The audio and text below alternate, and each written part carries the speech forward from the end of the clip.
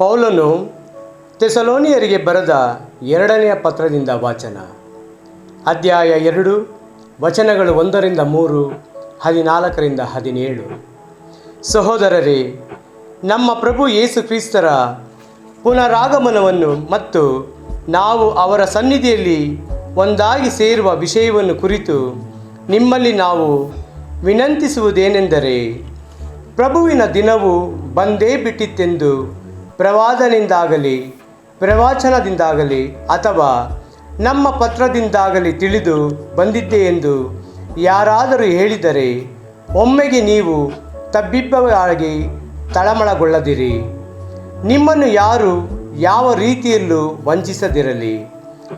ಆ ದಿನವು ಬರುವುದಕ್ಕೆ ಮುಂಚೆ ದೇವರಿಗೆ ವಿರುದ್ಧವಾದ ಅಂತಿಮ ಪ್ರತಿಭಟನೆ ಉಂಟಾಗುವುದು. ಪಾಪ ಪುರುಷನಾದ ಅಧರ್ಮಿ ತಲೆ ಎತ್ತಿಕೊಳ್ಳುವನು. ಹೀಗೆ ಉದ್ಧಾರ ಹೊಂದಿ ನಮ್ಮ ಪ್ರಭು ಯೇಸು ಕ್ರಿಸ್ತರ ಮಹಿಮೆಯಲ್ಲಿ ನೀವು ಸಹ ಪಾಲುಗೊಳ್ಳುವಂತೆ ನಾವು ಸಾರಿದ ಶುಭ ಸಂದೇಶದ ಮೂಲಕ ದೇವರು ನಿಮ್ಮನ್ನು ಕರೆದಿದ್ದಾರೆ.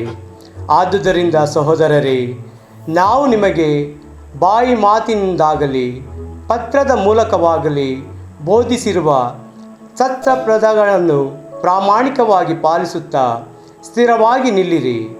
ನಮ್ಮನ್ನು ಪ್ರೀತಿಸಿ ನಿತ್ಯ ಧಾರಣೆಯನ್ನು ಉತ್ತಮ ನಿರೀಕ್ಷೆಯನ್ನು ಅನುಗ್ರಹವಾಗಿ ಕೊಟ್ಟಿರುವ ನಮ್ಮ ಪ್ರಭುವಾದ ಯೇಸು ಕ್ರಿಸ್ತರು ಹಾಗೂ ಪಿತನಾದ ದೇವರು ನಿಮ್ಮ ಹೃನ್ಮನಗಳನ್ನು ಉತ್ತೇಜನಗೊಳಿಸಲಿ.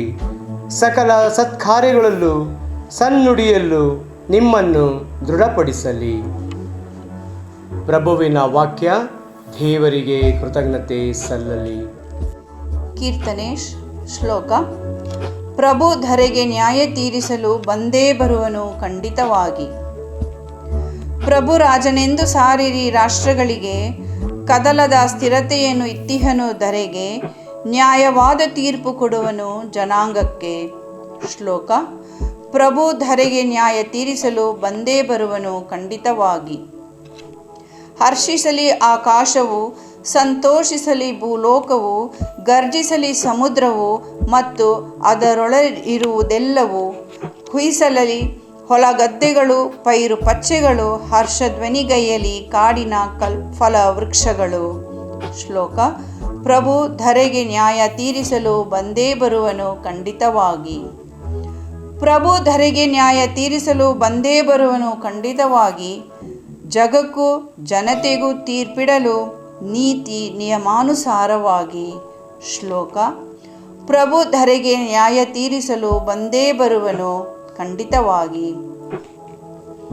ಘೋಷಣೆ. Alleluia, alleluia. ನಿನ್ನ ನಿಯಮಗಳ ಪಥವನೆನಗೆ ತಿಳಿಯಪಡಿಸಯ್ಯ. ನಿನ್ನ ಅದ್ಭುತ ಕಾರ್ಯಗಳನ್ನು ನಾ ಧ್ಯಾನಿಸುವೇನಯ್ಯ. ಅಲೆಲೂಯ. ಮತ್ತಾಯನು ಬರೆದ ಪವಿತ್ರ ಶುಭ ಸಂದೇಶದಿಂದ ವಾಚನ. ಆ ಕಾಲದಲ್ಲಿ ಯೇಸು ಧರ್ಮಶಾಸ್ತ್ರಿಗಳನ್ನೂ ಫರಿಸಾಯರನ್ನು ಉದ್ದೇಶಿಸಿ ಹೀಗೆಂದರು: ಕಪಟ ಧರ್ಮಶಾಸ್ತ್ರಿಗಳೇ, ಫರಿಸಾಯರೇ, ನಿಮಗೆ ಧಿಕ್ಕಾರ. ನೀವು ಪುದೀನ, ಸದಾಪ, ಜೀರಿಗೆ ಮುಂತಾದವುಗಳ ದಶಾಂಶವನ್ನು ದೇವರಿಗೆ ಸಲ್ಲಿಸುತ್ತೀರಿ. ಆದರೆ ಧರ್ಮಶಾಸ್ತ್ರದಲ್ಲಿ ಪ್ರಮುಖವಾದ ನ್ಯಾಯ, ನೀತಿ, ದಯದಾಕ್ಷಿಣ್ಯ, ಪ್ರಾಮಾಣಿಕತೆ ಇವುಗಳನ್ನು ಬದಿಗೊತ್ತುತ್ತೀರಿ. ನೀವು ಅವುಗಳನ್ನು ಅಲಕ್ಷ್ಯ ಮಾಡಬೇಕೆಂದಲ್ಲ, ಆದರೆ ಇವುಗಳನ್ನೂ ಅನುಷ್ಠಾನಕ್ಕೆ ತರಲೇಬೇಕಿತ್ತು. ಅಂಧ ನಿರ್ದೇಶಕರೇ, ನೀವು ಸೊಳ್ಳೆಯನ್ನೇನೋ ಸೋಸುತ್ತೀರಿ, ಆದರೆ ಒಂಟೆಯನ್ನೇ ನುಂಗಿಬಿಡುತ್ತೀರಿ. ಕಪಟ ಧರ್ಮಶಾಸ್ತ್ರಿಗಳೇ ಮತ್ತು ಫರಿಸಾಯರೇ, ನಿಮಗೆ ಧಿಕ್ಕಾರ. ನೀವು ನಿಮ್ಮ ತಟ್ಟೆ ಲೋಟಗಳ ಹೊರ ಭಾಗಗಳನ್ನೇನೋ ಶುಚಿ ಮಾಡುತ್ತೀರಿ, ಆದರೆ ಅವುಗಳ ಒಳಭಾಗ ಕೊಳ್ಳೆ ಹಾಗೂ ಲೋಭದ ಗಳಿಕೆಗಳಿಂದ ತುಂಬಿ ಹೋಗಿದೆ. ಕುರುಡ ಫರಿಸಾಯನೇ, ಮೊತ್ತ ಮೊದಲು ತಟ್ಟೆ ಲೋಟಗಳ ಒಳಭಾಗವನ್ನು ತೊಳೆ, ಆಗ ಅವುಗಳ ಹೊರಭಾಗವೂ ಶುಚಿಯಾಗುವುದು ಎಂದರು. ಪ್ರಭುವಿನ ಶುಭ ಸಂದೇಶ. ಕ್ರಿಸ್ತರೇ, ನಿಮಗೆ ಸ್ತುತಿ ಸಲ್ಲಲಿ. ಪ್ರಭು ಕ್ರಿಸ್ತರಲ್ಲಿ ನನ್ನೊಲವಿನ ಸಹೋದರ ಸಹೋದರಿಯರೇ, ಇಂದಿನ ಶುಭ ಸಂದೇಶದಲ್ಲಿ ಪ್ರಭು ಯೇಸು ಧರ್ಮಶಾಸ್ತ್ರಿಗಳ ಹಾಗೂ ಫರಿಸಾಯರ ಕಪಟತನವನ್ನು ಖಂಡಿಸುತ್ತಾರೆ. ಈ ಕಪಟತನದಲ್ಲಿ ಮೊದಲನೆಯದಾಗಿ ಅವರ ಅನಧಿಕೃತ ದಶಮಾಂಶವನ್ನು, ಅಂದರೆ ಯಾವುದರಲ್ಲಿ 1/10 ಕೊಡಬೇಕೋ ಅದನ್ನು ಕೊಡದೆ ಸಾಮಾನ್ಯ ಹಾಗೂ ಪ್ರಾಮುಖ್ಯವಲ್ಲದ ವಸ್ತುಗಳಾದ ಪುದೀನ, ಸದಾಪ, ಜೀರಿಗೆ ಇದರ ದಶಮಾಂಶವನ್ನು ತಪ್ಪದೇ ಕೊಡುವುದನ್ನು ಪ್ರಭು ಯೇಸು ಖಂಡಿಸುತ್ತಾರೆ. ಎರಡನೆಯದಾಗಿ ಧರ್ಮಶಾಸ್ತ್ರವನ್ನು ಪಾಲಿಸುವ ನೆಪದಲ್ಲಿ ತಮಗೆ ಅನುಕೂಲವಾದುದನ್ನು ಮತ್ತು ಲಾಭ ತರುವ ನಿಯಮಗಳನ್ನು ಪಾಲಿಸುವುದು. ಮೂರನೇದಾಗಿ ತಟ್ಟೆ ಲೋಟಗಳ ಬಾಹ್ಯ ಶುಚಿತ್ವದ ನೆಪದಲ್ಲಿ ಆಂತರಿಕ ಶುಚಿತ್ವವನ್ನು ಮರೆತು ಬಿಡುವುದನ್ನು ಪ್ರಭು ಯೇಸು ಖಂಡಿಸುತ್ತಾರೆ. ಇಂದು ನಾವು ಈ ಮೂರರಲ್ಲಿ 1/10 ಅಥವಾ ದಶಮಾಂಶದ ಬಗ್ಗೆ ಧ್ಯಾನಿಸೋಣ. ಯಾಜಕ ಕಾಂಡ ಅಧ್ಯಾಯ 27 ವಚನ 30, ಹೊಲದ ದವಸ ಧಾನ್ಯವಾಗಲಿ, ತೋಟದ ಹಣ್ಣು ಹಂಪಲಾಗಲಿ, ಭೂಮಿನುಂಟಾದ ಎಲ್ಲ ಆದಾಯದಲ್ಲಿ 1/10 ಸರ್ವೇಶ್ವರನದಾಗಬೇಕು, ಅದು ಸರ್ವೇಶ್ವರನಿಗೆ ಮೀಸಲು ಎಂದು ಬರೆಯಲಾಗಿದೆ.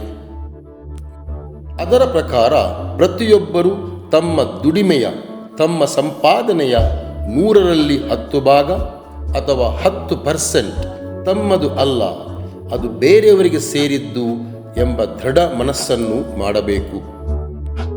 ಮಾಡದೆ ಹೋದಲ್ಲಿ ಅಥವಾ ಸಂಪಾದನೆಯ 1/10 ಪರರಿಗಾಗಿ ಉಪಯೋಗಿಸದಿದ್ದಲ್ಲಿ ಏನಾಗುತ್ತೆ ಎಂಬುದಕ್ಕೆ ಮಲಾಕಿ ಪ್ರವಾದಿಯ ಗ್ರಂಥ ಅಧ್ಯಾಯ 3 ವಚನ 9ರಿಂದ 12 ಈ ರೀತಿ ಹೇಳುತ್ತದೆ: ನೀವು ತೆರಬೇಕಾದ ದಶಮಾಂಶದಲ್ಲೂ ಕೊಡಬೇಕಾದ ಕಾಣಿಕೆಯಲ್ಲೂ ಮೋಸ ಮಾಡುತ್ತಿದ್ದೀರಿ.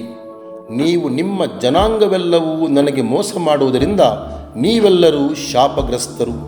ನನ್ನ ಆಲಯದಲ್ಲಿ ಆಹಾರಕ್ಕೆ ಕೊರತೆ ಇಲ್ಲದಿರುವಂತೆ ದಶಮಾಂಶವನ್ನು ಪೂರ್ತಿಯಾಗಿ ನನ್ನ ಭಂಡಾರಕ್ಕೆ ತೆಗೆದುಕೊಂಡು ಬನ್ನಿ.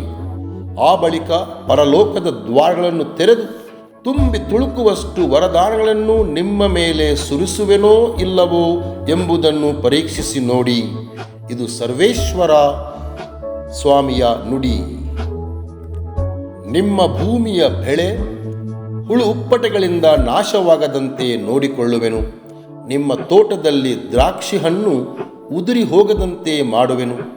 ಆಗ ಎಲ್ಲ ರಾಷ್ಟ್ರಗಳು ನಿಮ್ಮನ್ನು ಧನ್ಯರೆಂದು ಹೊಗಳುವರು.